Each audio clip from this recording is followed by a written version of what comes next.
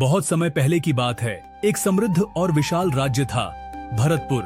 यह राज्य न केवल अपनी भौगोलिक सुंदरता के लिए प्रसिद्ध था, बल्कि वहां की समृद्धि और शांति ने इसे अद्वितीय बना दिया था। हरे भरे खेत, कल कल बहती नदियां और पर्वतों की गोद में बसे मंदिर भरतपुर को एक स्वर्ग के समान बनाते थे। व्यापार, कृषि और संस्कृति यहाँ चरम पर थी और इस राज्य की हर जगह प्रशंसा होती थी। इस स्वर्णिम राज्य का शासक था राजा सिद्धार्थ, एक न्यायप्रिय, बुद्धिमान और दूरदर्शी राजा। वे केवल तलवार की शक्ति से नहीं, बल्कि अपनी नीति और करुणा से राज्य पर शासन करते थे। लेकिन राजा सिद्धार्थ का मन अक्सर शांति और सुख के बारे में विचार करता था।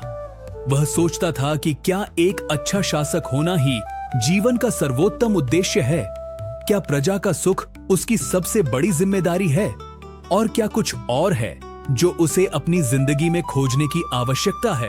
राजा सिद्धार्थ के इन सवालों का कोई सीधा उत्तर नहीं था और यह उसे अंदर ही अंदर परेशान करता था। एक दिन उसने अपने मंत्री से कहा, मुझे यह जानने की आवश्यकता है कि असली सुख क्या है। क्या जो मैं कर रहा हूं वही सही है या मुझे कुछ और तलाशने की आवश्यकता है? मंत्री ने कहा, महाराज, अगर आप चाहते हैं तो राज्य से बाहर जाकर कुछ समय के लिए यात्रा पर निकल सकते हैं, ताकि आप अपनी आत्मा की शांति और जीवन के उद्देश्य को जान सकें। राजा सिद्धार्थ ने मंत्री की सलाह मानी और अपनी पहचान छिपाकर राज्य से बाहर यात्रा पर निकल पड़ा।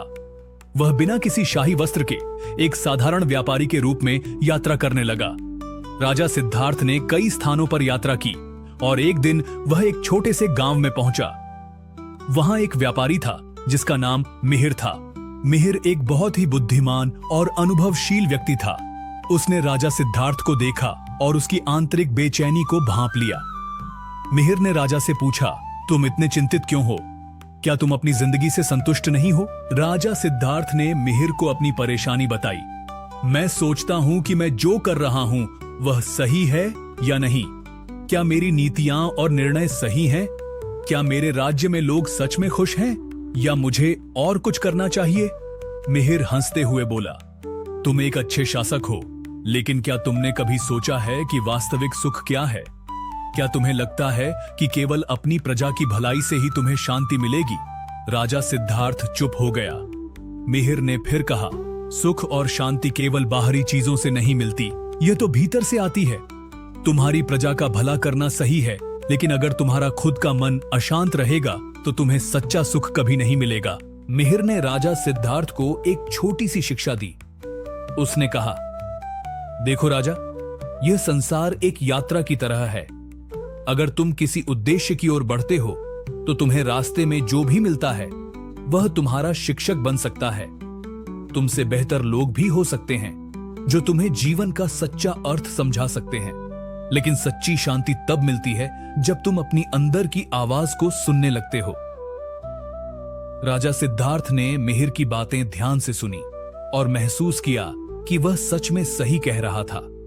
उसने सोचा कि बाहरी सुख और शांति केवल झूठी स्थिरता दे सकते हैं, लेकिन असली शांति तो अंदर से ही मिलती है।